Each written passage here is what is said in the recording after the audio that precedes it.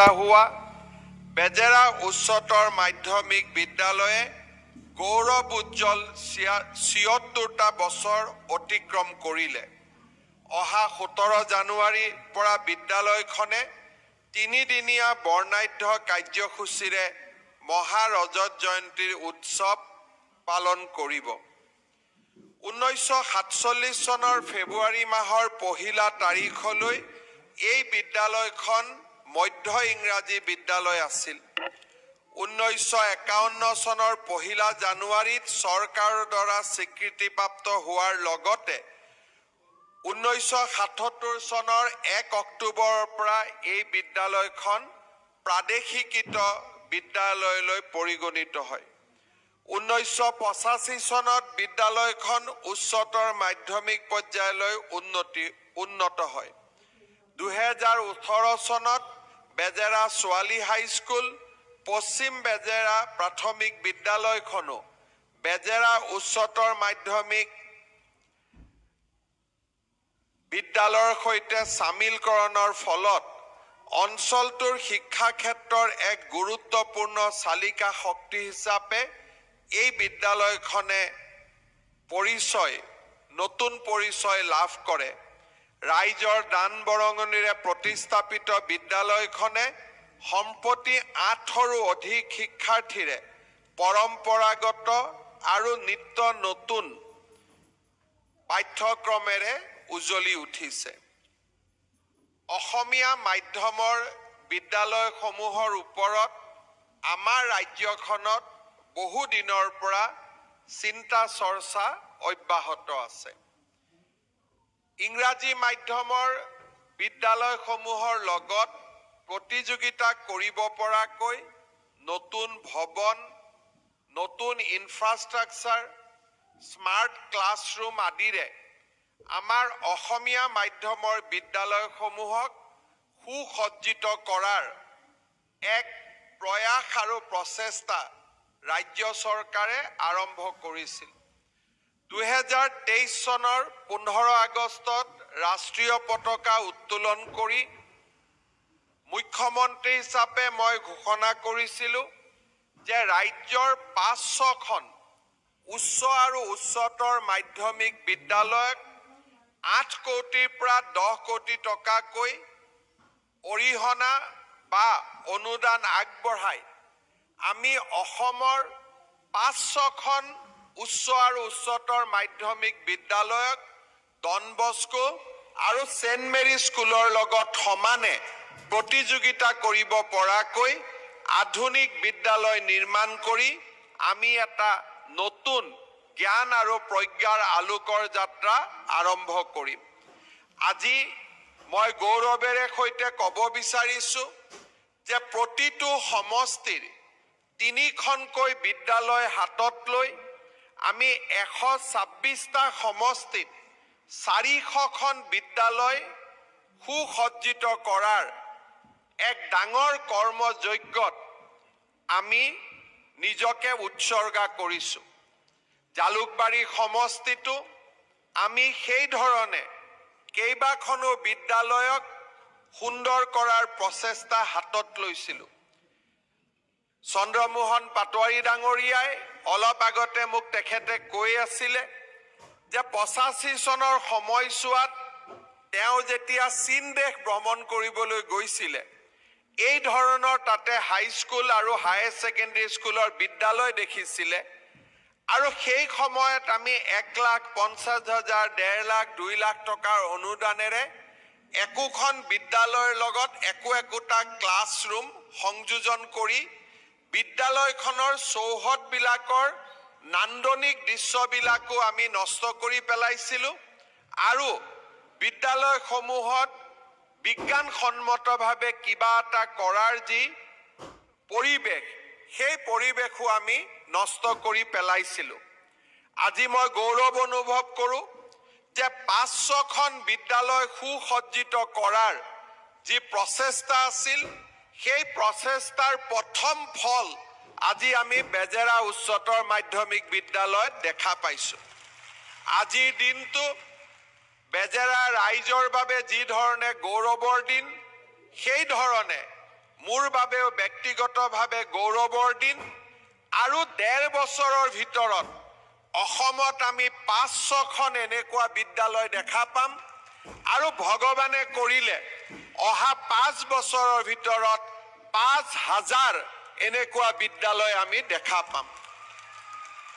অহা বছৰটোত আমি অসমত আৰু ৫-৬খন নতুনকৈ এনেধৰণৰ উচ্চতৰ মাধ্যমিক আৰু উচ্চ মাধ্যমিক বিদ্যালয় নিৰ্মাণৰ প্ৰচেষ্টা লৈছোঁ আৰু যিসকলে ঘৰত বহি অসমীয়া মাধ্যম বিদ্যালয়ৰ উন্নতিৰ স্বপ্ন দেখে, যিসকলে নিজৰ ল'ৰা-ছোৱালীক ইংৰাজী মাধ্যমৰ বিদ্যালয়ত নামভৰ্তি কৰোৱাই অসমীয়া মাধ্যম বিদ্যালয়ৰ উন্নয়নৰ সপোন দেখে, সেইসকল ব্যক্তিক মই অনুৰোধ কৰিম যে কি ধৰণে আমাৰ জননী জন্মভূমি অসমত অসমীয়া ভাষাৰ বিদ্যালয়ৰ উন্নয়নৰ বাবে এক নতুন কৰ্মযজ্ঞ আৰম্ভ হৈছে, তাক বেজেৰা উচ্চতৰ মাধ্যমিক বিদ্যালয়ত আহি আজি আমি সকলোৱে প্ৰত্যক্ষ কৰিব পাৰোঁ।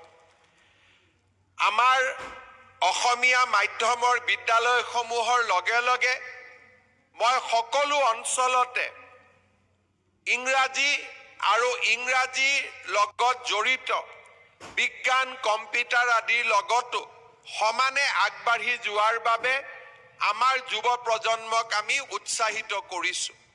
যোৱা কেইদিনমান আগতে ৰংমহল হাইস্কুলখন আমি সুন্দৰ কৰি নিৰ্মাণ কৰিছিলোঁ আৰু ৰাইজক আমি দুটা বিকল্প দিছিলোঁ যে আপোনালোকে ইংৰাজী আদৰ্শ বিদ্যালয়তো পঢ়িব পাৰে, যি নেকি চৰকাৰে পৰিচালনা কৰিব, আৰু লগতে অসমীয়া বিদ্যালয়খনতো পঢ়িব পাৰিব।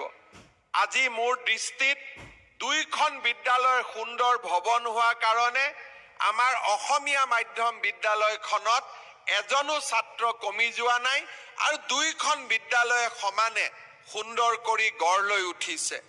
মই পুনৰ এবাৰ আমাৰ ৰাইজক মই আকৌ এবাৰ অভিনন্দন জনাইছোঁ।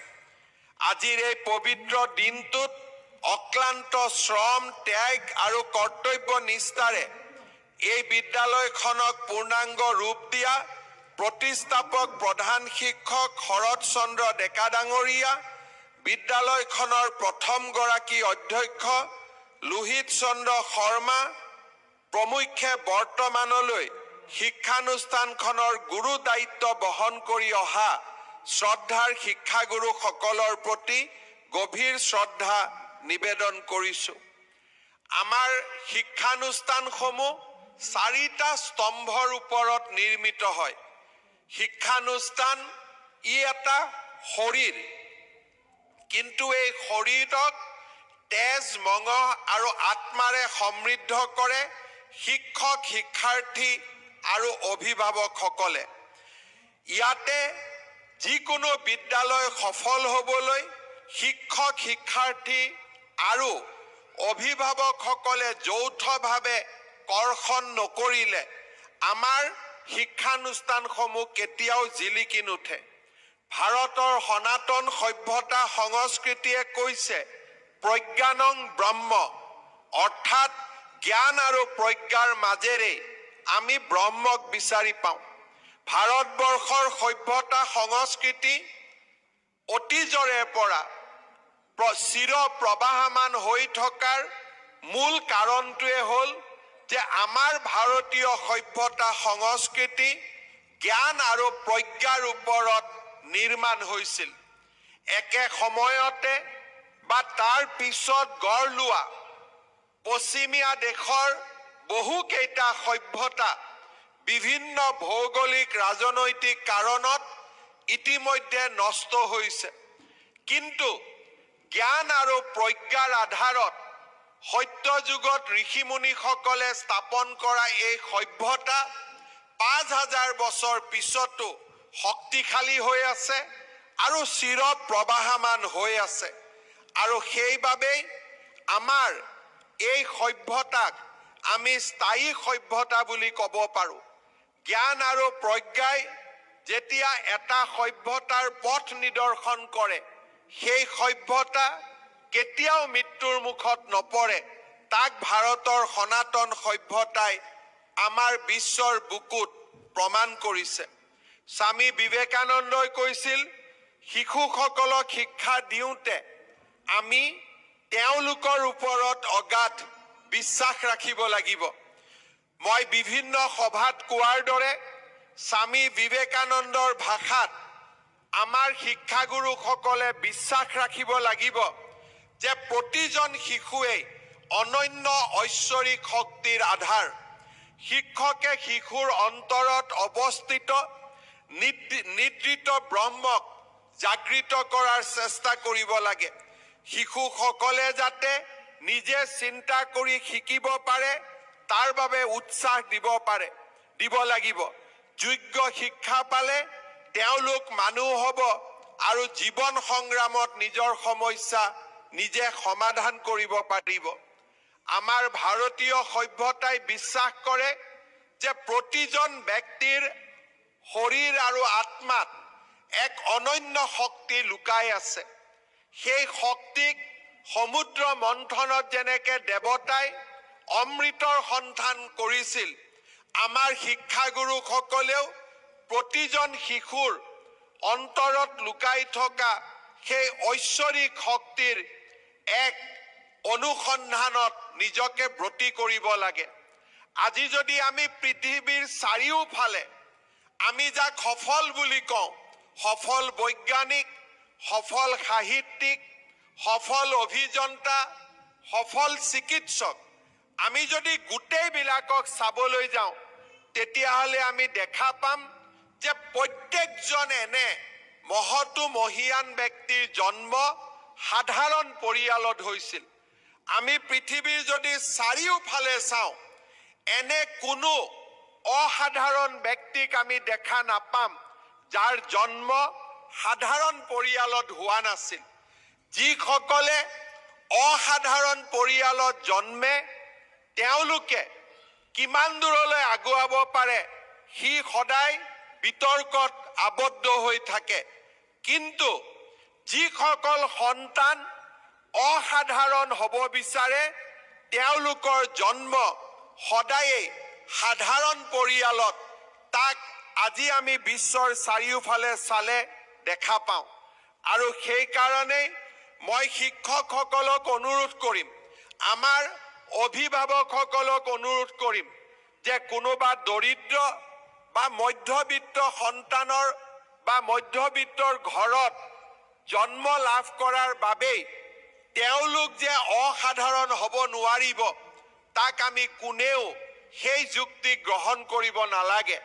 বৰঞ্চ যেতিয়াই এজন ছাত্ৰ আটাইতকৈ দৰিদ্ৰ ঘৰৰ পৰা আহে, মধ্যবিত্ত ঘৰৰ পৰা আহে, তেতিয়াই আমি অনুভৱ কৰিব লাগে যে এইজন ছাত্ৰ ছাত্ৰীৰ বুকুতেই অসীম বাহুৰ বল লুকাই আছে।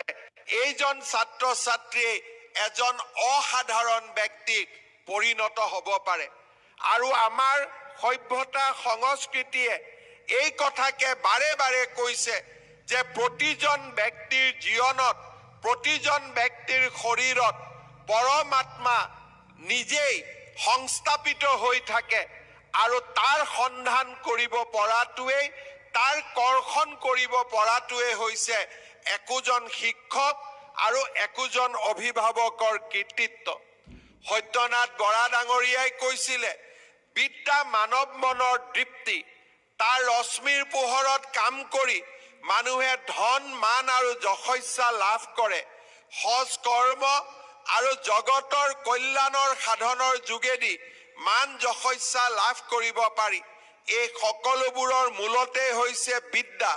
বিদ্যাই মানুহৰ অন্তৰৰ অজ্ঞান আন্ধাৰ দূৰ কৰি মানুহক জ্ঞানৰ জ্যোতিৰে আগবঢ়াই লৈ যায়। বিদ্যাৰ পৰিৱৰ্তন প্ৰতিটো সমাজৰ চাহিদাৰ লগত থাকি বিদ্যাৰ পৰিৱৰ্তন, বিদ্যাৰ গাঁথনিৰ পৰিৱৰ্তন হোৱাটো স্বাভাৱিক। এটা সময়ত আমাৰ ইঞ্জিনিয়াৰিং কলেজত যেতিয়া আমি পঢ়িবলৈ যাওঁ তাৰ পাঠ্যপুথিত কেনেকৈ একোটা দুমহলীয়া বিল্ডিং বনাব পাৰি তাৰ জ্ঞান শিক্ষাৰ্থীসকলক দিয়া হৈছিল। কিন্তু সময়ৰ চাহিদাৰ লগে লগে বিদ্যাৰ পৰিৱৰ্তন হয় আৰু যেতিয়া আজি আমাৰ প্ৰজন্ম ইঞ্জিনিয়াৰিং কলেজত গৈছিলে তেতিয়া 10 তলীয়া বিল্ডিং কেনেকৈ বনাব পাৰি তাৰ শিক্ষা দিয়া হৈছিলে কিন্তু আজি যেতিয়া সময়ৰ পৰিৱৰ্তন হয় সমুদ্ৰৰ মাজতো সমুদ্ৰত নতুনকৈ সমুদ্ৰৰ কাষত মাটি পেলাই সমুদ্ৰক বিজয় কৰিও সমুদ্ৰক জয় কৰিও কেনেকৈ মানুহৰ কলনী বনাব পাৰি আবাস বনাব পাৰি তাৰ বিষয়ে আমাক জ্ঞান আগবঢ়োৱা হয় কিন্তু এটা কথা স্পষ্ট যিসকলে স্থবিৰ হৈ থাকে যিসকলে পুৰণি জ্ঞানৰ লগত নতুনক সংযোজন কৰিব নোখোজে তেওঁলোক প্ৰতিযোগিতাৰ পৰা আঁতৰি যায় আৰু সেই কাৰণে আমি কোনেও জ্ঞানক লৈ কনজাৰভেটিভ হ'ব নালাগে জ্ঞানক লৈ আমি ৰক্ষণশীল হ'ব নালাগে জ্ঞানৰ দুৱাৰ আমি চাৰিওফালৰ পৰা মুকলি কৰিব লাগে যাতে নতুন নতুন জ্ঞানে আমাক নতুন ধৰণে আমাক শক্তি দিয়ে আৰু সমসাময়িক পৃথিৱীখনৰ লগত খোজ পেলাবলৈ সাহস দিয়ে যোৱা 3টা দিনত বিভিন্ন বৌদ্ধিক সভাত অংশগ্ৰহণ কৰি মই আমাৰ শিক্ষাগুৰুসকলক অভিভাৱকসকলক এটাই কথা বাৰে বাৰে কৈছো যে আমাৰ সমাজখন আমি ভবাতকৈ বহু স্পীডত আৰু বহু গতিত পৰিৱৰ্তন হৈছে আমাৰ প্ৰজন্মই যদি অকণমান সময় চিন্তা কৰে আমি আমাৰ 25টা বছৰৰ ভিতৰতেই যোৱা 30টা বছৰৰ ভিতৰতেই আমি ব্লেক এণ্ড হোৱাইট টিভি দেখিলোঁ ব্লেক এণ্ড হোৱাইট টিভিৰ পৰা আমি কালাৰ টিভি দেখিলোঁ আমি দৈনিক বাতৰি কাকত দেখিলোঁ আমাৰ প্ৰজন্মই দূৰদৰ্শনৰ বাতৰি দেখিলে আমাৰ প্ৰজন্মই প্ৰাইভেট চেনেলৰ বাতৰি দেখিলে আমাৰ প্ৰজন্মই এই সময়ছোৱাৰ মাজতেই ইনষ্টাগ্ৰাম ফেচবুক টুইটাৰ দেখিবলৈ পালে আমাৰ প্ৰজন্মই এটা সময়ৰ ভিতৰতেই উৰাজাহাজক কেনেকৈ বাছত যোৱা যাত্ৰীয়েও উৰাজাহাজত উঠিব পৰা হ'ল সেয়াও আমাৰ প্ৰজন্মই নিজ চকুৰে প্ৰত্যক্ষ কৰিলে আমাৰ প্ৰজন্ম এটা আটাইতকৈ ক'ব গ'লে পৰিৱৰ্তন দেখিব পৰা আমি এটা প্ৰজন্ম যিটো প্ৰজন্মই আমি যিটো গতিত পৰিৱৰ্তন দেখিছোঁ আৰু সেই গতিতেই যদি পৃথিৱী চলি থাকে তেতিয়াহ'লে এই পৃথিৱীখন